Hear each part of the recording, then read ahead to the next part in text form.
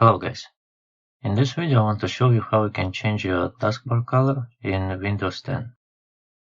What you need to do is just right click on your desktop on empty space, then click on Personalize, then click on Colors, and underneath choose your color, select Custom. Underneath choose your default Windows mode, select Dark.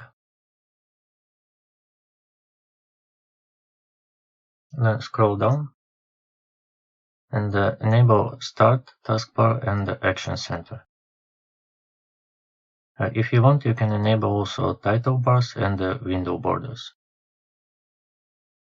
Now you can change your color. You can choose from suggested colors, or you can create your custom color.